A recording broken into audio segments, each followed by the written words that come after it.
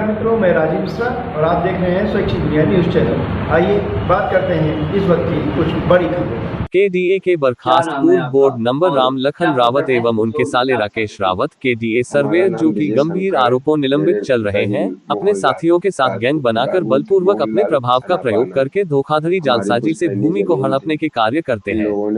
राम लखन रावत ने मोहन निवासी बर्रा से बहला फुसलाकर धोखाधड़ी करके उसकी जमीन को अपने नाम पर लिखवा लिया, बदले में उसे पैसा नहीं दिया और अपने पद का दुरुपयोग करते हुए उसे इसकी शिकायत करने से भी रोकता रहा और पद का अनुचित लाभ उठाते हुए उसने इस मामले को भी दबाए रखा। परंतु जब पीड़ित द्वारा इस बात का प्रार्थना पत्र माननीय मुख्यमंत्री महोदय शासन में तथा पुलिस कमिश्नर को दिया गया, तब माननीय मुख्यमंत्री जी द्वारा इस पर जांच के आदेश दिए गए, जिसके अनुक्रम में विशेष सचिव गृह द्वारा जांच के लिए पुलिस कमिश्नर कानपुर को शासन आदेश जारी किया गया तथा शासन में भी इस बात का संज्ञान लेते हुए श्री संजय प्रसाद जी द्वारा उपाध्यक्ष कानपुर विकास प्राधिकरण तथा पुलिस कमिश्नर को जांच के आदेश दिए। IGRS में हुई शिकायत में भी पुलिस कमिश्नर को जांच का आदेश दिया गया, जिसके क्रम धारा 419, 420/467, 468/406, 471/447 में राम लखन रावत और उसके सहयोगी के ऊपर मुकदमा भी दर्ज किया गया। उपाध्यक्ष कानपुर विकास प्राधिकरण द्वारा प्रार्थी मोहनलाल के शिकायती प्रार्थना पत्र पर 2 सदस्यीय जांच कमेटी का गठन किया गया। जांच कमेटी द्वारा जांच किया गया तो मालूम हुआ कि मोहनलाल राम लखन से इतना डरा हुआ है, कमेटी के समक्ष बयान देने के लिए तैयार नहीं हुआ। उसने लिखित में दिया कि वह बहुत ही डरा हुआ है और केडीए में आकर बयान नहीं दे सकता है, अतः उसका बयान दर्ज करना है तो उसे घर पर उसका बयान दिया जाए। उसके प्रार्थना पत्र को संज्ञान में लेते हुए जांच करा। उसका बयान दर्ज करते हुए जब मामले की पूरी जांच की गई, जांच रिपोर्ट में कि श्री राकेश रावत, श्री राम लखन रावत अन्य लोगों के साथ मिलकर धोखाधड़ी डरा धमकाकर फर्जी आधारों पर बलपूर्वक मोहन से आराजी संख्या 52 ग्राम नौक्स्टा की फर्जी रजिस्ट्री करा ली गई है तथा बलपूर्वक रोकने का प्रयास किया गया है। राम लखन रावत को जब इस बात की जानकारी हुई कि मोहनलाल द्वारा इस पूरे घटनाक्रम को अपने बयान में दर्ज करा दिया गया है, तो वह लगातार विभिन्न माध्यमों से उसको और भी डरा और धमका रहा था, जिसके कारण मोहनलाल और भी डर गया था और वह पिछले 4-5 दिनों से किसी से बात भी नहीं कर रहा था। उसको हमेशा यही डर सता रहा था कि वह बच नहीं पाएगा। वह लोग बहुत ही प्रभावशाली हैं, वह से छोड़ेंगे नहीं। इसी डर के नाते आज नतीजा यह हुआ। हम लोग के बीच नहीं रहे। अब इस मामले में यह देखना है कि शासन और प्रशासन क्या कार्रवाई करता है, क्या पीड़ित को न्याय मिल पाएगा। क्या नाम है आपका और क्या प्रकरण है जो घटना आपके साथ घटी? हमारा नाम विजय शंकर है। मेरे पिताजी मोहनलाल राजपूत थे, मोहनलाल सनापानंद। हमारी पुश्तैनी जमीन थी, इन लोगों ने धोखा किया, जमीन लिखा लिया, पैसे नहीं दिया, चेक उसी में रजिस्ट्री। किन लोगों ने धोखा दिया? राकेश रावत, राम लखन रावत, प्रकाश सिंह, आनंद कुमार, सचान और कौन लोग हैं ये? ये लोग दमंग लोग हैं। केडीए के कुछ कर्मचारी नक्शा विभाग में राकेश रावत हैं, उन्हीं के जीजा कुछ सचिव या कुछ पद पे हैं।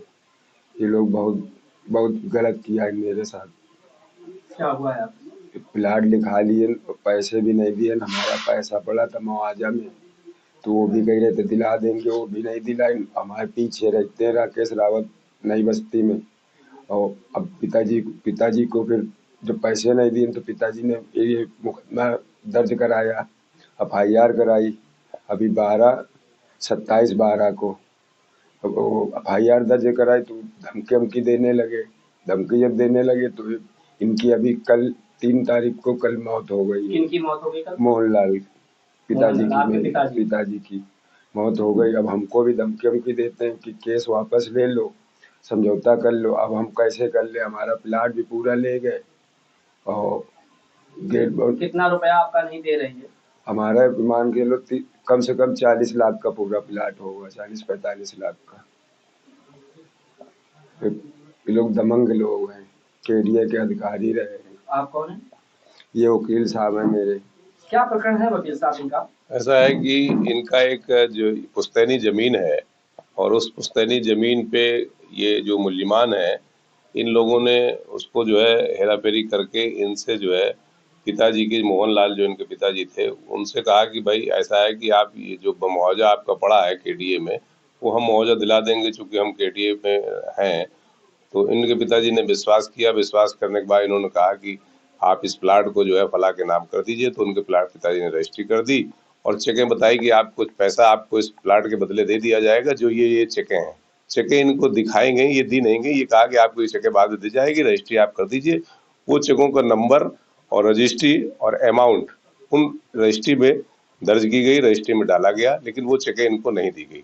जब नहीं दी गई तो इनके पिताजी ने मांगी, तो हील हवाली करते हुए 1-2 दिन टाला गया और ये कहा गया कि परेशान ना हो, हम आपको दे देंगे। जब नहीं दी गई तो इन्होंने 27/12/2022 को एक मुकदमा 420, 67, 68, 71, 416 जो है पिताजी के मोहनलाल जो इनके पिताजी थे उनसे कहा कि भाई ऐसा है कि आप ये जो मुआवजा आपका पड़ा है केडीए में, वो हम मुआवजा दिला देंगे, चूंकि हम केडीए में हैं। तो इनके पिताजी ने विश्वास किया। विश्वास करने के बाद इन्होंने कहा कि आप इस प्लाट को जो है फला के नाम कर दीजिए। तो उनके प्लाट पिताजी ने रजिस्ट्री कर दी और चेकें बताई कि आप कुछ पैसा आपको इस प्लाट के बदले दे दिया जाएगा। जो ये चेकें हैं, चेकें इनको दिखाई गई, ये दी नहीं गई। ये कहा कि आपको ये चेकें बाद में दी जाएगी, रजिस्ट्री आप कर दीजिए। वो चेकों का नंबर और रजिस्ट्री और अमाउंट उन रजिस्ट्री में दर्ज की गई, रजिस्ट्री में डाला गया, लेकिन वो चेकें इनको नहीं दी गई। जब नहीं दी गई तो इनके पिताजी ने मांगी, तो हील हवाली करते हुए 1-2 दिन टाला गया और ये कहा गया कि परेशान ना हो, हम आपको दे देंगे। जब नहीं दी गई तो इन्होंने 27/12/2022 को एक मुकदमा 420, 67, 68, 71, 419, 406 का थाना बर्रा में दर्ज कराया। और जब मुकदमा दर्ज हो गया तो मुलजिमानों ने इनको पिताजी को मोहनलाल जी को धमकियां दी कि आप ऐसा है कि मुकदमा वापस ले लीजिए, नहीं तो अब तो हम चेकें नहीं दी, आपको जान से भी हाथ धोना पड़ेगा। तो बेचारे उस दहशत में उनकी कल दिनांक 3 तारीख की उनकी मौत हो गई। उसके बाद इनके जो बेटे हैं विजय शंकर, इनको भी धमकियां दी जा रही हैं कि आप मुकदमे में बयान बदलिए और नहीं तो हम आपके पिताजी की जिस तरह से गए हैं, आप भी उसी तरह से, आपका परिवार भी खत्म हो जाएगा। जो धमकियां मिल रही थी इसकी अभी तक आप लोगों ने कभी कहीं कंप्लेन की? धमकियों के लिए आज ही इन्होंने हमें बताया है। तो इसके लिए हमने प्रार्थना पत्र माननीय मुख्यमंत्री उत्तर प्रदेश सरकार को, चीफ सेक्रेटरी उत्तर प्रदेश सरकार को और पुलिस कमिश्नर कानपुर नगर को प्रार्थना पत्र हमने तैयार कर दिया है। चूंकि अभी ये शाम का जानकारी हमारे आई थी तो ये तैयार हुआ है।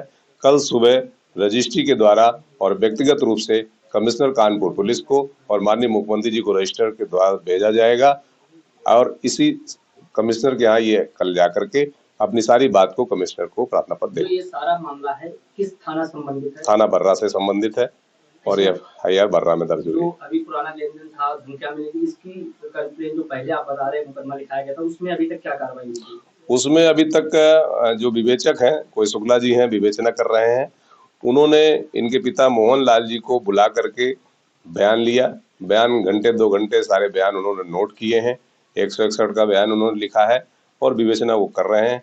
मुल्जिमानों की गिरफ्तारी अभी तक नहीं हुई है और हमारा कहना यह है, जब तक मुल्जिमान की गिरफ्तारी नहीं होगी तो सही ढंग से विवेचना नहीं हो सकती है, क्योंकि मुल्जिमान धमकी देंगे और चूंकि पैसे वाले लोग हो गए हैं, दबंग हैं, जमीनों पे कब्जा किए हैं, केडीए की भी जमीनों में कब्जा है, लोगों पर्सनल भी लोगों की जमीन पे कब्जा है।